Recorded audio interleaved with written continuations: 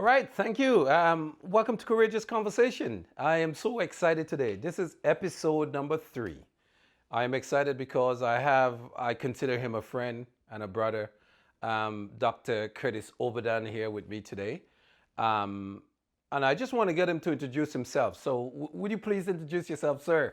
Well, thank you for having me, Dave. Anytime I have conversations like this with you, I learn a lot from it. So I'm excited to be here today to have this courageous conversation with you. So I'm Curtis Obadan. I'm originally from Nigeria. I emigrated to Ireland first, Republic of Ireland. I was there for about 10 years, then moved over to Canada in 2017. So I've been here since then. I'm a physician. I'm a mental health advocate. I'm a father of 3 kids. I work with the Sioux Area Hospital. Currently the director of the Assertive Community Treatment Program in the community. We basically look after people with severe persistent mental illness. So I'm really glad to be here. Awesome. We're going to go right into it. So I'm always fascinated about what inspires people to make the choices that they make. Would you talk a little bit about, what inspired you to become a doctor? I mean, it doesn't matter what kind of doctor that you end up being, but I want to know the story behind the inspiration to becoming a doctor. I'll tell you right away, I think my dad wanted me to be. It was interesting initially because he saw something different in me. He always wanted one of his kids to become a physician, but right off the top, I wanted to be a geologist or a biochemist. But he was able to encourage me to see that side of my potential for being able to. And in an African family, when they see you as intelligent, the first thing they want to push you into is either medicine, engineering, or law. Right. After that, it's still the same medicine, engineering, or law, nothing else. So I think I came from that kind of family, and my dad always wanted me from the very beginning to be a physician. I bought into that over time. And now looking back, I now understand why he wanted me to pursue a career in medicine. I'm a very conscientious person. Right. I think he saw that very early at somebody who wants to look after other people, putting other people first before yourself, and always there to help people. And I just grew into that belief that he had in me. And so I'm here. I became a physician in 2002, 2003. Wow. So since then, I've been practicing in the last 17 years. Awesome. That's a really good point, right? Because in spite that someone pushes you to a certain direction, there ought to be something deeper than that, right? So you are so right when you talk about your daughter, your dad vision of recognizing that potential, right? And then providing a good vision for you to absolutely, it is vital. It's vital. It's absolutely vital. Sorry to cut you. It's very vital, when you have people around you who can actually identify your potential. When you can't, particularly as a parent, to be able to, know the strengths of your kid and, push them towards that direction. I think that's exactly what my dad did. He saw it very early and saw the potential in me to be able to carry on the rigor of going through medical school. And I just bought into it. And you could see the excitement in his eyes when I finally got into medical school. And, the fulfillment when I left, when I was able to graduate and got my degree. So I think he played a huge role. So I want to ask you, because the title of this show is Courageous Conversation. I want to ask you about, actually to talk about the times or the challenging experiences that you might have had as whether it's the early part or, the late part of navigating, getting yourself into that space. It will, very nice question. Thank you very much for asking that. I ended up in mental health for a reason. Turbulent times, when I got into medical school, and by the time I was leaving, I appreciated life more. I'll start when I got into medical school. I was basically living in, I wouldn't say affluent. My family, middle class, comfortable family. And when I got to the second year in medical school, it's a 6-year program. Things went south very badly for my family. And it was tough. To go from being in surplus to being in penury, particularly in medical school, and adding the rigor of studies and all that wasn't easy.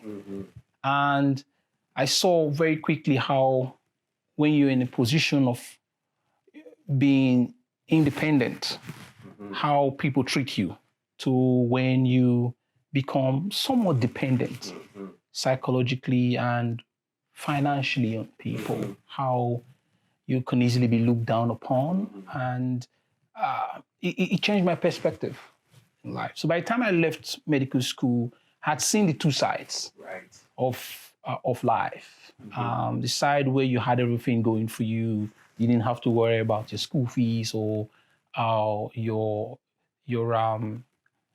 just worry about study, to a point where you have to worry about the next meal in the medical school. And that changed my perspective subconsciously. And when I had the opportunity to pursue a career, I always wanted to go into, like every young physician, want to go into internal medicine or surgery or OB-GYN. But subconsciously, that particular experience in the medical school prepared me for this aspect of medicine that I got into. I always wanted to be there for the downtrodden, people who were cast aside, people who were looked down upon, who through no fault of theirs. So that attracted me to mental health. And I've been an advocate since. So I see things differently. Yes. So that's my story. Yeah, that's a fascinating story.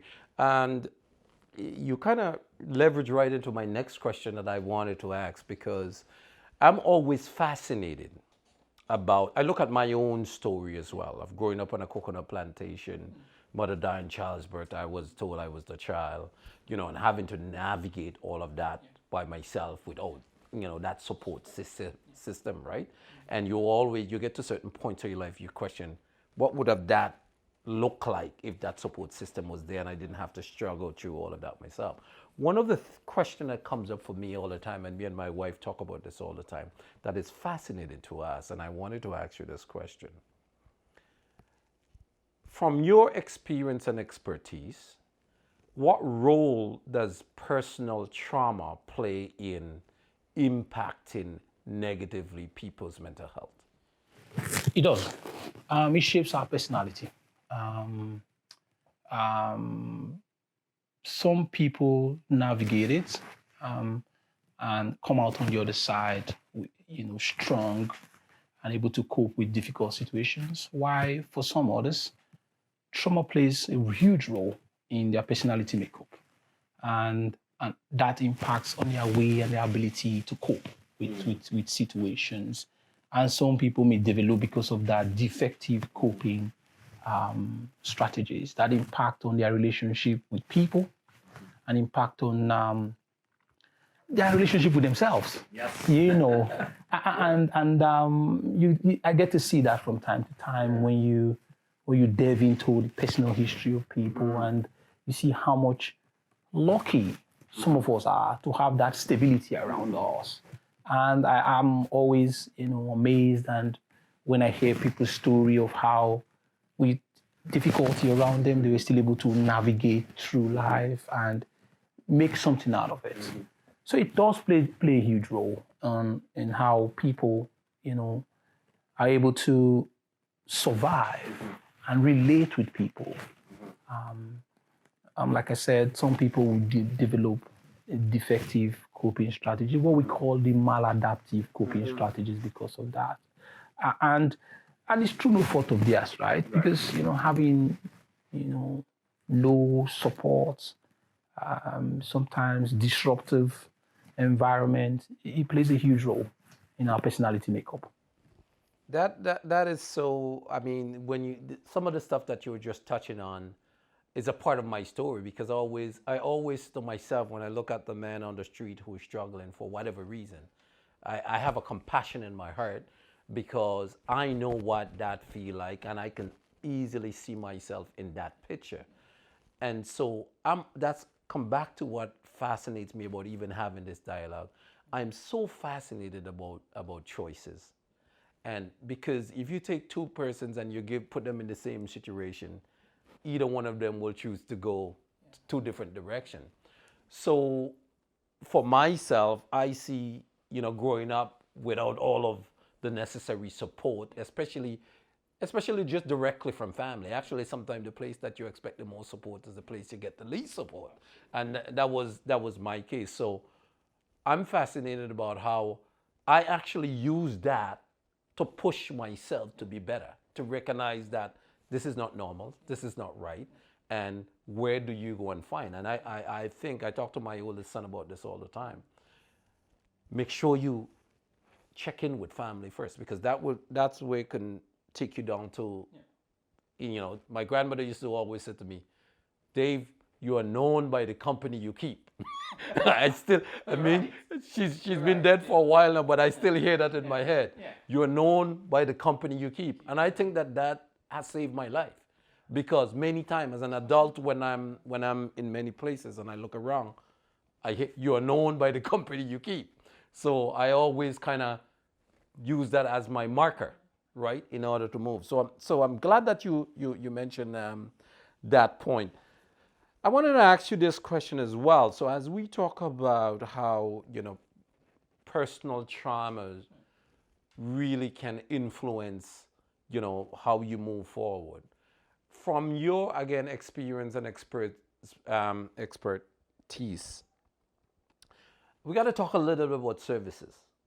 And I'm interested if you feel or if you have any suggestion from a service perspective. One part of the question is, do you think from a service perspective that we as a society normally look deep enough for that trauma and support people from that space? Or are we just looking at it from that external, whatever it is, the external expression of whatever it is? It depends on the area, right? It depends on where this person finds themselves. Right. Generally, people look at the superficial. Yes. Our environment is built that way. Yes. Yes. People want to, see what you do now and react to what you're doing now. Nobody actually wants to ask themselves, why did this person behave this way? Or why is this person reacting in this particular way? It takes the expertise of people who are trained to look deeply into our actions, to be able to come up with an understanding of why it is happening. So in general, society, right now, everybody, like we're discussing before the camera started rolling, about someone sneezes. Yes. People right now want to walk away and go home or something. Nobody's thinking anymore, could this person actually have a problem that needs help? Maybe I need to direct the person to the hospital. But, it's just the way our society has been built over the years. We become very superficial and reactive. In terms of service, we can do it more in our society, particularly in our local community. I'll leave it at that. I'll leave it at that, because, we do need people who will be able to come up with an understanding and support people through these difficulties. Yes, sir. And like I said, we can do more. Yeah. Well, I'm glad that you mentioned that point, because one thing I have learned, and I really came to life more for me when I was doing my sociology degree, one of the theories that we study was called intersectionality, right?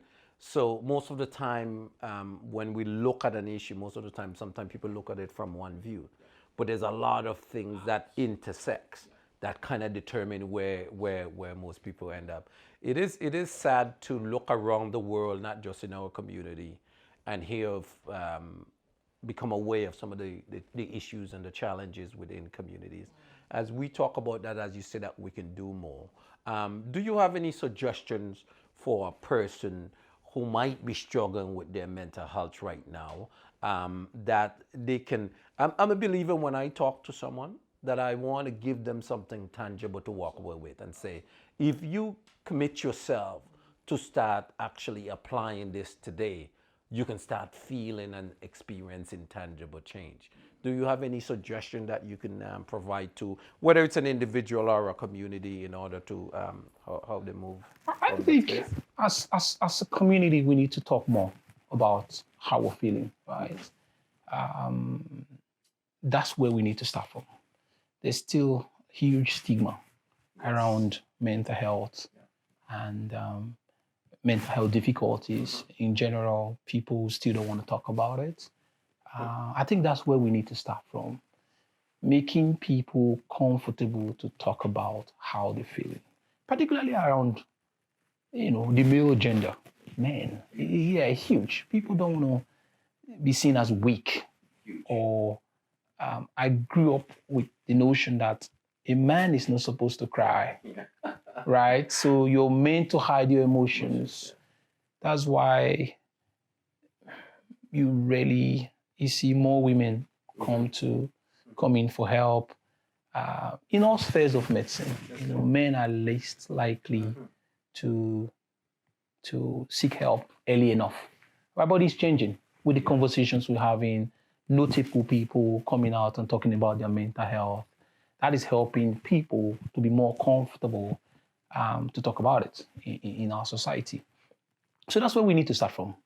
Because I always believe that when you're able to break that barrier, it takes a lot. Yeah, So it takes a lot to tell your issue to anybody. absolutely. So if we can create that enabling environment. But I don't want to cut you off there, because I kind of always, when I have a conversation, I want to use myself as an example, right? Because a lot of time what I find is that we like to look from outside in. For me, I have learned that it's an inside job first. And so, an example, I remember when I was taking my sociology degree, and I was taking gender and sexuality. And I started interrogating myself, right? Like being truly honest to myself. I actually was having the conversation with myself, right? But from an honest perspective. And I started asking myself like really serious question, like, where did you learn your sexual practice from? And then when I look at my household, I was a little bit grossed. I look at my community, right? And so then I'm playing this back to myself. I'm going like, okay, how am I supposed to develop any healthy sexual practices or relationship? So I keep doing that throughout my social. So that point is so important. I'm a big believer that it's an inside job first, and I think that if we are to start anywhere, as you said, it starts with yourself first. Because when you start having better relationship with yourself, you have better relationship with your families. But people always think that you got to go out there first and kind of do some things out there. I think there's an element there out there. But I think most of the work that you have to do inside. Would you speak a little bit about that? I think you're correct. I think you've said it all in terms of, working from the inside out. But not everyone's got that insight. That's right. To be able to work from the inside out. That's why for us, as in the medical field, or people who've got an awareness, we need to encourage people to do that. Right. To be able to self-reflect, to be able to work on themselves. Sometimes they need family. Yes. They need that stable environment and that support system in place for you to be able to identify your internal conflicts, identify your internal weakness, and start to work on them with support around you, because it's difficult, right? It could be conflicting, am I right or wrong? You absolutely. Am I right or wrong? Comes up, You need somebody that you can actually have a conversation with when you're at that point of, confusion. Yeah. That would direct you towards, And that's where the community conversation, Absolutely. community support piece Absolutely, comes from. yeah. I am blessed to have always, in spite of my situation, to always have good people around me. Yeah. Like that you're known by the company that you keep. You're absolutely correct. You know, right? so I think that's a good way to wrap up the conversation. Yeah. Two things that we can do right now as individual, if you're struggling with your own personal mental health, is have that honest conversation with yourself, sure. but reach out within your sure. community, whether it's family or friends or wherever you can reach out to have that conversation to get some support. I always tell people we need to talk about it. Yeah. Let's talk about it, right? It's not hush hush anymore. We have services in our community, people out there, who want to provide that help, and always speak out, right? We should be honest to talk about how we're feeling, and men do cry. We all grew up with that notion that I want to share a story with you as you mentioned. I didn't mean to cut you off about men do cry. The first time I was comfortable crying, I had a life-changing experience. Volunteering with a local group here called Third Concept, going to different native reserves, and we'll do boot camps with the young kids, and then we'll do workshops with the adults. And that was the first time that I started, being a part or having a tangible experience of what the sharing circles were. That was the first time I was able to fully tell my own story and be comfortable with it. And after that, feeling that release of crying, it actually changed my life. It opened me right up. It's quite cathartic, right? Yeah. It is very, it's very therapeutic. Yeah, it is. To be able to create that environment for people to ventilate. Absolutely. And we can create that environment at home. Yeah. With our family members. We can help them create that environment in a therapeutic environment outside of the home as well. So that's where we need to start from. We need to start to have honest conversations. Absolutely. And when we're able to have that, people are... we need to start having courageous conversations. Like we're having at the moment, right? I tell my clients that, sometimes I struggle, mentally. I'm not infallible. There are times that you will find that you're not in the best space. But when you talk about it, sometimes I ventilate with colleagues. Yeah. I create that space with colleagues, and they create that space with me as well. Yeah. So where we share how we feel, and we encourage one another. That's right. So if as a clinician I can do that, I think everyone needs that space. I am so fortunate for my wife, Shauna. One day I came home and it was a long day, and she when she look at me, she can tell us. So she goes, I said, you know what, honey, it has been a very depressing day, and she says, okay, let's talk about it. So we are fortunate as a couple that we are having these conversations all the time. We open up our space. We have people that reach out to us all the time to have this conversation, because the way we look at it, that's a contribution that we could make in order to try to make a difference. And if people recognize me or her as a person that they could reach out to, we always try to hold a little space for them. So really appreciating that you're making that point. Want to wrap this up. Just want to get you one last word.